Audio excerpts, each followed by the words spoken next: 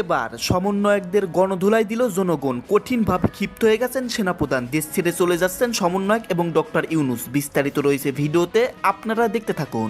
How impossible! কখনো এই সমন্বয়করা যদি ডাকে আর একজন মানুষ এই ধরনের কাউকে পাবে না, কখনো না। তারা আমাদের সাথে ভয়ঙ্কর রকমের প্রতারণা করেছে। ছাত্রলীগ আমাদের উপরে যে অতর্কিত হামলা করেছে এবং যে অত্যাচার এবং নির্যাতন চালিয়েছে তা পুরো দেশের মানুষই দেখেছে।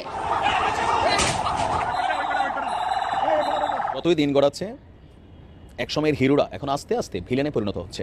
ছাত্রদেরকে বলছে যে 20 দিনের আন্দোলন করে তোমরা বুঝি এই বিপ্লবের মালিক হয়ে গেছো, যে তোমরা যা বলবা তাই হবে, তোমরা যেটা দাবি করবা সেটা আমাদেরকে মানতে হবে। সেটা তো এরকমই। সরকার নিরপেক্ষ থাকতে না পারলে নিরপেক্ষ সরকারের প্রয়োজন হবে। গত রাত থেকে যে খবরটা সব থেকে বেশি আলোচিত হচ্ছিল, সমন্বয়কদের মধ্যে নিজেদের মধ্যে মারামারি এবং 21 জন হাসপাতালে 3 জনের অবস্থা। যতই দিন গড়াচ্ছে একসময়ের হিরোরা এখন আস্তে আস্তে ভিলেনে পরিণত হচ্ছে। তবে এই ক্ষেত্রে তাদের স্ট্র্যাটেজিক কিছু ভুল আছে, এটা আমার ব্যক্তিগত মন্তব্য। স্ট্র্যাটেজিক ভুল বলতে আমরা যেটা বুঝি, আওয়ামী লীগ সরকারের পতনের ইস্যুতে ছাত্রদের ডাকে আপনি যদি মনে করেন সারা বাংলাদেশ একত্রিত হয়েছিল, বিষয়টা কিন্তু তা না। প্রত্যেকটা রাজনৈতিক দল তাদের নিজেদের যে দীর্ঘদিনের 15-16 বছরের যে রাগ, গোসা, ক্ষোভ, প্রত্যেকটা কর্মী যারা মামলা হামলার শিকার হয়েছেন, প্রত্যেকের অন্তরে জমে থাকা যে ক্ষোভ, আবার ব্যক্তিগত ইস্যুতেও অনেকে সরকারের উপর বিরক্ত ছিলেন। তো সেই সকল কিছুই যখন একটা ডাক আসছে সামহাও, তখন এর একটা প্ল্যাটফর্ম তৈরি হয়ে গেছিল।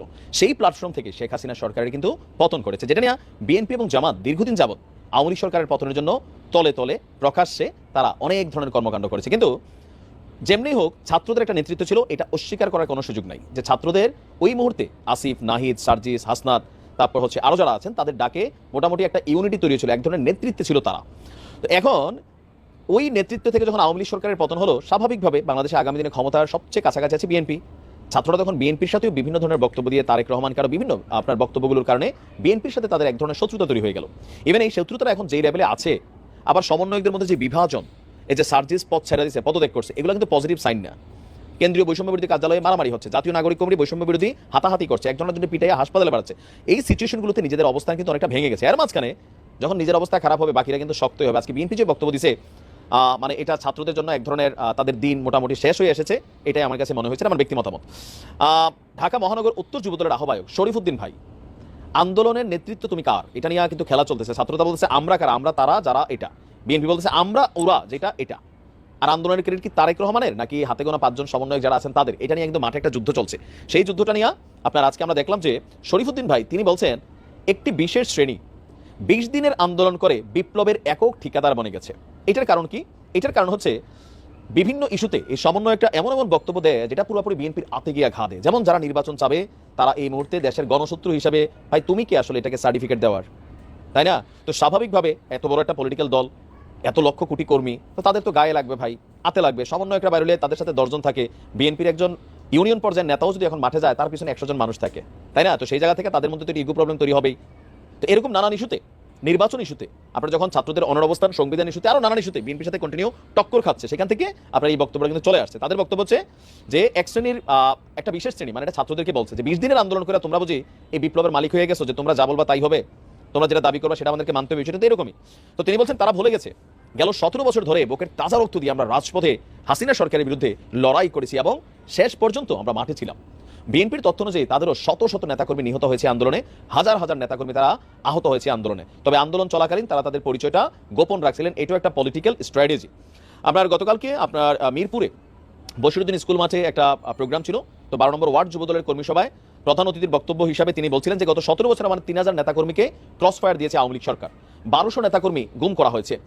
আর আবু সাইদের মৃত্যুর পর যখন আন্দোলন সারা বাংলাদেশে দানা বাঁধতে শুরু করলো, তখন ছাত্ররা 9 দফা ঘোষণা করে আর 25 তারিখের দিকে আন্দোলন স্থিমিত হয়ে যায়। এরপর বেসরকারি বিশ্ববিদ্যালয়ের শিক্ষার্থীরা আন্দোলন জেগে ওঠেন। তারপরে আন্দোলন শেখ হাসিনার পতন হয়, যেখানে প্রত্যেকটা জায়গায় বাংলাদেশ জাতীয়তাবাদী দলের অংশগ্রহণ ছিল। এই আন্দোলনের রূপকার হচ্ছেন জনাব তারেক রহমান। তো এখানে তিনি আপনার বক্তব্য লম্বা চূড়া একটা বক্তব্য দিচ্ছেন। তো আমি মনে করি আর কি, যেভাবে এই সাংঘর্ষিক বক্তব্যগুলা অথবা পাল্টাপাল্টি অবস্থান এই বৈষম্যবিরোধী ছাত্র আন্দোলনের নেতারা তারা এখন বিভিন্ন প্ল্যাটফর্মে কাজ করছেন, বিএনপির সাথে স্পষ্ট বিবাদটা বাড়ছে। আর আগামী দিনে বিএনপি ক্ষমতায় গেলে এই বিবাদটা একটা নেগেটিভও হতে পারে। তবে তারেক রহমান তিনি যথেষ্ট পজিটিভ থিঙ্কিং করেন, পজিটিভলি ভাইব করার চেষ্টা করছেন নেতাকর্মীদেরকেও। হয়তো এটা ব্যালেন্স হবে, কিন্তু কোথাও না কোথাও একটা সাংঘর্ষিক রূপ তৈরি হতে পারে। যদি কখনো একটা সাংঘর্ষিক অবস্থান তৈরি হয় রাজপথে, এরপরে কিন্তু সমন্বয়কদের বিএনপি ক্ষমতায় গেলেও খবর আছে। আর আওয়ামী লীগ তো পইরেই আছে, পিছনে সুযোগ পাইলে দেবে, এটাই বাস্তবতা। তো দেখা যাক আসলে কি হয়। তবে রাজনীতি যেহেতু সার্জিস এখন এমপি ইলেকশন করবে, যখন আপনি রাজনীতি করতে আসবেন তখন আপনার আগের ইস্যু সরে যাবে। অ্যাজ এ পলিটিক্যাল লিডার হিসাবে আপনাকে মারবে অথবা আপনি মারবেন, এটাই আমাদের বাংলাদেশের রাজনীতি। একজনকে আরেকজন ফাঁসাবে, অপবাদ দিবে, বাদ দিবে, প্রশংসা করবে, এগুলোকে মাইনে নিয়ে রাজনীতির মাঠে নাম। বিবিসি বাংলাকে মির্জা ফখরুল ইসলাম আলমগীর বিএনপির মহাসচিব একটি গুরুত্বপূর্ণ সাক্ষাৎকার দিয়েছেন। সেই সাক্ষাৎকারের একটি অংশ শিরোনাম হয়েছে, শিরোনামটা খুবই ইঙ্গিতপূর্ণ। সরকার নিরপেক্ষ থাকতে না পারলে নিরপেক্ষ সরকারের প্রয়োজন হবে। আমি আবার রিপিট করি, সরকার নিরপেক্ষ থাকতে না পারলে নিরপেক্ষ সরকারের প্রয়োজন হবে। এই কথাটা কেন বলছেন? এই কথাটা বলার কারণ হচ্ছে, বলা হচ্ছে যে 3 জন যে ছাত্র উপদেষ্টা আছেন সরকারে, তারা নতুন রাজনৈতিক দল করবে বলে শোনা যাচ্ছে এবং তার প্রস্তুতি নিচ্ছে। ফলে অন্তর্বর্তী সরকার নিরপেক্ষ থাকার কথা, কিন্তু সেখানে 3 ছাত্র উপদেষ্টা যদি নতুন রাজনৈতিক দল গঠন করে এবং নির্বাচনে অংশ নেওয়ার প্রস্তুতি নেয়, তাহলে তো সেই সরকার নিরপেক্ষ না। সেই কারণে তিনি বলছেন যে অন্তর্বর্তীকালীন সরকার নিরপেক্ষতা বজায় না রাখতে পারলে নিরপেক্ষ সরকারের প্রয়োজন হবে। খুবই এক ধরনের চাপ, এক ধরনের হুমকি, এক ধরনের সতর্কবার্তা অন্তর্বর্তী সরকারের প্রতি, এটা পরিষ্কার। খবরে বলা হচ্ছে অধ্যাপক ডক্টর মোহাম্মদ ইউনূসের নেতৃত্বাধীন অন্তর্বর্তীকালীন সরকার নিরপেক্ষতা বজায় রাখতে না পারলে নির্বাচন করতে পারবেন না বলে জানিয়েছেন বাংলাদেশের অন্যতম প্রধান রাজনৈতিক দল বিএনপির মহাসচিব মির্জা ফখরুল ইসলাম আলমগীর। মঙ্গলবার বিবিসি বাংলাকে দেওয়া একান্ত সাক্ষাৎকারে তিনি এই কথা জানিয়েছেন। জুলাই অভ্যুত্থানে নেতৃত্ব দেওয়া শিক্ষার্থীরা নতুন রাজনৈতিক দল গঠন করে আগামী নির্বাচনে অংশ নিতে চায় বলে জানা যাচ্ছে। এই ক্ষেত্রে সরকারে নিজেদের প্রতিনিধি রেখে তারা নির্বাচনে অংশ নিতে চাইলে অন্য রাজনৈতিক দলগুলো বিষয়টি মেনে নেবে না বলে মন্তব্য করেছেন বিএনপির মহাসচিব। স্বাভাবিকভাবে তখন তো ওই সরকারই মনে হবে যেন নতুন যে রাজনৈতিক দল সেই রাজনৈতিক দলকে সাপোর্ট করছে। সাক্ষাৎকারে আগামী নির্বাচনের ব্যাপারে ভাবনা, আওয়ামী লীগের নির্বাচনে অংশগ্রহণ, সংস্কার প্রস্তাব সহ প্রতিক্রিয়া আরও অনেক বিষয় নিয়ে দলের অবস্থান তুলে ধরেছেন ফখরুল ইসলাম আলমগীর। যাই হোক, এখন এই কথাটার অর্থটা হলো যে অনেকদিন থেকে কিন্তু এটা নিয়ে একটা ক্ষোভ বিক্ষোভ ধুমায়িত হচ্ছে বিএনপির মধ্যে। তারা বলছে যে একটা কিংস পার্টি গঠন করা হচ্ছে, আকার ইঙ্গিতে কখনো প্রকাশ্যে এই কথাটা সামনে আনছে এবং সেখানে তার সাথে যুক্ত আছে 3 জন উপদেষ্টা, নাহিদ ইসলাম, আসিফ মাহমুদ এবং আরেকজন যে উপদেষ্টা মাহফুজ আলম। 3 জনের নামটা ভালোভাবে উচ্চারণ হচ্ছে এবং এমনও কথা শোনা যাচ্ছে যে তারা নতুন রাজনৈতিক দল গড়ে তোলার স্বার্থে তারা হয়তো পদত্যাগও করতে পারেন, তার প্রস্তুতিও নিচ্ছেন। ইতিমধ্যে সার্জিস আলম কিন্তু পদত্যাগ করেছেন। যেই তহবিল করা হয়েছিল জুলাই গণ অভ্যুত্থানের যারা হতাহত হয়েছে তাদের সহায়তার জন্য যেই তহবিল, সেই তহবিলের সাধারণ সম্পাদকের পদ থেকে পদত্যাগ করেছেন। অর্থাৎ এটা যেহেতু সরকারের দান অনুদানের উপর ভিত্তি করে ওই তহবিলটি, সুতরাং সেখান থেকে তিনি সরে এসেছেন।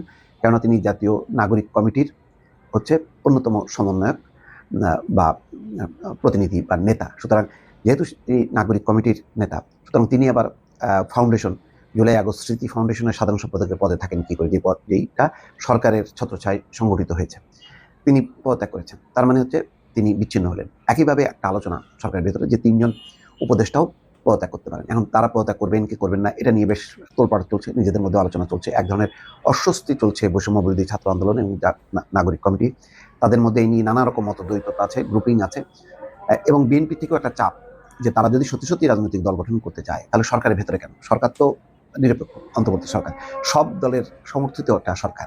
সুতরাং এখানে একটা বিশেষ সরকারের ভেতরে থেকে একটা দল সংগঠিত করবে, অন্য দল এটা ভালোভাবে নেবে না এবং এটা নিরপেক্ষতা থাকবে না। সেই জন্যই বলছেন যে যদি নিরপেক্ষ না থাকতে পারে তাহলে নিরপেক্ষ সরকারের প্রয়োজন হবে এবং নিশ্চয়ই নির্বাচনের জন্য যেই তত্ত্বাবধায়ক সরকার ব্যবস্থা আবার প্রবর্তন করা হচ্ছে, তখন তো তত্ত্বাবধায়ক সরকার একটা গঠন করতে হবে।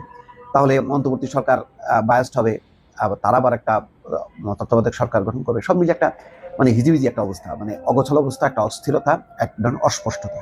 সেই বিষয়টা মির্জা ফখরুল ইসলাম আলমগীর তার বক্তব্যে আনছেন এবং সাধারণ মানুষের মধ্যেও কিন্তু অনেক জিজ্ঞাসা, রাজনৈতিক দলগুলোর মধ্যে অনেক প্রশ্ন যে কি হচ্ছে, মানে নতুন রাজনৈতিক দল, তার সাথে ইউনূস সরকারের সম্পর্ক কি, এইসব আলোচনাগুলো কিন্তু ইমেজটা ডক্টর মোহাম্মদ ইউনূসের ব্যক্তিগত এবং অন্তর্বর্তী সরকারের ইমেজটাও প্রশ্নবিদ্ধ করছে। সুতরাং সেই বিষয়টাই কিন্তু ফোকাস করলেন মির্জা ফখরুল। গত রাত থেকে যে খবরটা সব থেকে বেশি আলোচিত হচ্ছিল, সমন্বয়কদের মধ্যে নিজেদের মধ্যে মারামারি এবং 21 জন হাসপাতালে, 3 জনের অবস্থা আশঙ্কাজনক।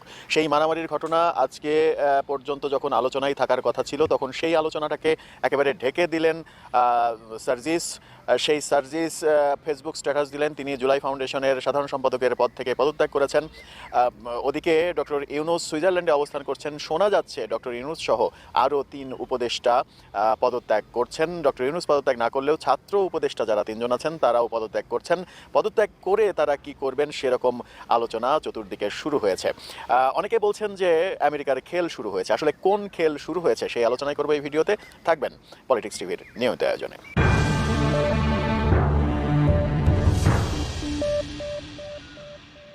বলছিলাম সার্জিস আলমের কথা। সার্জিসদের বিভিন্ন কর্মকাণ্ড সমন্বয়ক শব্দটাকে কলুষিত করে ফেলেছে এমন আলোচনা কিন্তু চতুর্দিকে রয়েছে। অনেকে বলেন সমন্বয়ক এখন শব্দটা গালিতে পরিণত হয়েছে, সমন্বয়ক শব্দটা নিয়ে ট্রল হচ্ছে এবং সমন্বয়ক পরিচয় দিতেও অনেকে দ্বিধাবোধ করেন। গতরাতে আমরা দেখেছি বৈষম্যবিরোধী আন্দোলনের দুই গ্রুপের মধ্যে মারামারি, এবং মারামারির পরে সংবাদ সম্মেলনে বৈষম্যবিরোধী আন্দোলনের একেবারে প্রথম সারির নেতাদের দোষারোপ করা, তাদেরকে বহিষ্কার করার দাবি জানানো, 21 জন আহত হয়ে হাসপাতালে যাওয়া, 3 জনের অবস্থা আশঙ্কাজনক, এরকম আলোচনা যখন গত রাত থেকেই চলছিল তখন মনে হচ্ছিল যে আজকে সেই আলোচনাটা আরও বেশি বাড়বে, কিন্তু আজকে আর সেই আলোচনাটা বাড়েনি। কারণ সার্জিস আলমের একটা ফেসবুক পোস্ট, তিনি ফেসবুক পোস্ট দিয়ে জুলাই ফাউন্ডেশন থেকে নিজেকে সরিয়ে নেওয়ার কথা বলেছেন, নিজেকে সরিয়ে নিয়েছেন এমন তথ্য জানিয়েছেন। যদিও আজকে 22 তারিখে তিনি সরিয়ে নিয়েছেন নিজেকে, তেমনটা বলেননি। তিনি বলেছেন মূলত গত 7 জানুয়ারি তার মেয়াদটা শেষ হয়ে গেছে। 7 জানুয়ারি থেকে জুলাই ফাউন্ডেশনে, জুলাই স্মৃতি ফাউন্ডেশন, সেই জুলাই স্মৃতি ফাউন্ডেশনে কোনো সাধারণ সম্পাদকের পদ আর নেই। এখন থেকে এখানে সাধারণ সম্পাদকের কোনো পদ আর থাকবে না। এই ফাউন্ডেশন মূলত নেতৃত্ব দেবেন সিইও পদ, যে সিইও পদের দায়িত্ব রয়েছেন স্নিগ্ধ, মুগ্ধর ভাই, সেই স্নিগ্ধই চালাবেন। সার্জিস আলম পদত্যাগ করলেন এবং তার পদত্যাগটা এখন টক অফ দ্য কান্ট্রি। তার পদত্যাগ নিয়ে যখন গণমাধ্যমে নানা রকমের খবর হচ্ছে, আলোচনা হচ্ছে, সামাজিক যোগাযোগ মাধ্যমে ব্যাপক ট্রল হচ্ছে, তখন আরেকটা খবর সামনে চলে আসছে। সেটা হচ্ছে 3 জন যে ছাত্র উপদেষ্টা রয়েছেন, আসিফ মাহমুদ, সজীব ভুইয়া, নাহিদ ইসলাম এবং মাহফুজ আলম, এই 3 জনও নাকি পদত্যাগ করতে যাচ্ছেন সরকার থেকে, এবং তারা পদত্যাগ করে সম্ভবত দল গঠনের দিকে মনোযোগ দিবেন এমন আলোচনা যেখানে রয়েছে। আবার অন্যদিকে এই আলোচনাও রয়েছে তারা মূলত পদত্যাগ করে নিজেদের এক ধরনের আত্মরক্ষার পথে চলে যাচ্ছেন। তারা এতটাই বিতর্কিত হয়ে পড়েছেন, যখন শেখ হাসিনাকে ফ্যাসিস্ট বলা হচ্ছে, শেখ হাসিনার সরকারকে ফ্যাসিস্ট বলা হচ্ছে, সেই ফ্যাসিস্ট সরকারের বিভিন্ন আচরণ এই সরকারের মধ্যেও দেখা যাচ্ছে। এমন আলোচনা, এমন সমালোচনা কিন্তু তারা জন্ম দিয়েছেন।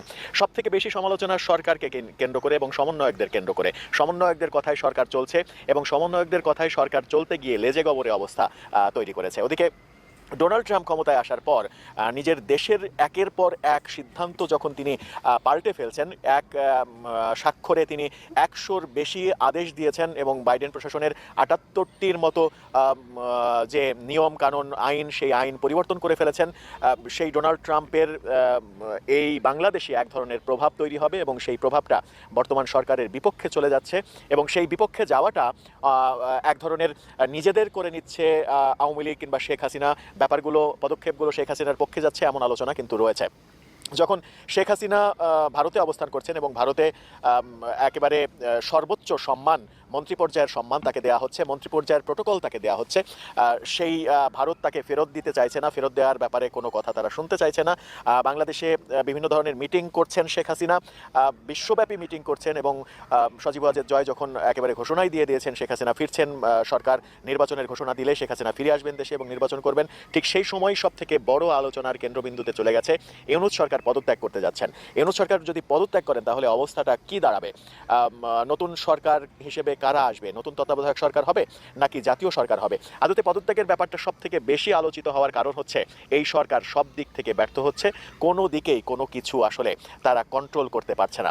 তারা যখন সব কিছু কন্ট্রোল করতে পারছে না, তখন আবার গায়েবী মামলার নামে যত মামলা মোকদ্দমা আছে, তাদের পক্ষের লোকজনের বিভিন্ন মামলা মোকদ্দমা রয়েছে, সেই মামলা মোকদ্দমাগুলো প্রত্যাহার করে নেওয়ার ঘটনাও ঘটছে। সেই ব্যাপারটা নিয়েও সমালোচনা হচ্ছে যে একেবারে ঢালাওভাবে সব মামলা প্রত্যাহার করে নেওয়া, এটাও এক ধরনের বৈষম্য, এবং বৈষম্য বিরোধী আন্দোলন করার পরে সমন্বয়ক এবং সরকাররা যে ধরনের আচরণ করছেন, সেই আচরণটা বৈষম্যমূলক আচরণই যাচ্ছে। নির্বাচন সংস্কার কমিটি যে প্রস্তাব করেছে যে জুলাইয়ের দোসর যারা রয়েছে, জুলাইয়ের হত্যাকাণ্ডের পেছনে যারা রয়েছে, সেই রাজনীতিবিদ, সেই রাজনৈতিক দল, তাদেরকে নির্বাচনে অংশগ্রহণ করতে দেওয়া যাবে না, তাদেরকে ক্ষমতায় আসতে দেওয়া যাবে না। মূলত আওয়ামী লীগের কথা বলা হয়েছে, সাথে জাতীয় পার্টি রয়েছে, জাসদ রয়েছে, ওয়ার্কার্স পার্টি রয়েছে, 14 দলের সব দলই রয়েছে। এতগুলো দল, অন্তত 15-16টা দলকে নির্বাচন করতে না দিয়ে শুধুমাত্র জামাত কেন্দ্রিক যে প্রচারগুলো রয়েছে, যে সরকার জামাতের কথাই চলছে, জামাতের কথাই উঠা বসা করছে, সমন্বয়করা জামাতের কথাই চলছে। ইদানিং আজনাত আবদুল্লাহ তো ওয়াজ মাহফিলে গিয়ে বড় বড় ওয়াজের বয়ানও দিচ্ছেন এবং সেখানে তিনি সুদ বিরোধী নানা রকমের কথা বলছেন, মানুষকে সুদ খাওয়া হারাম বলছেন। তিনি আবার ক্ষুদ্র ঋণের কথা বলছেন, যে মানুষের জন্য ক্ষুদ্র ঋণ তিনি ব্যবস্থা করে দেবেন। ক্ষুদ্র ঋণে যে সুদ রয়েছে সেটা খাওয়া হয়তো হালাল তার চোখে। সেই ওয়াজ মাহফিলটাও অনেক বড় বিতর্কের জন্ম দিয়েছে। এই সব মিলিয়ে আসলে সরকার এবং সমন্বয়করা বড় ধরনের সমালোচনার মুখে। দর্শক, আপনার কি মনে হয়?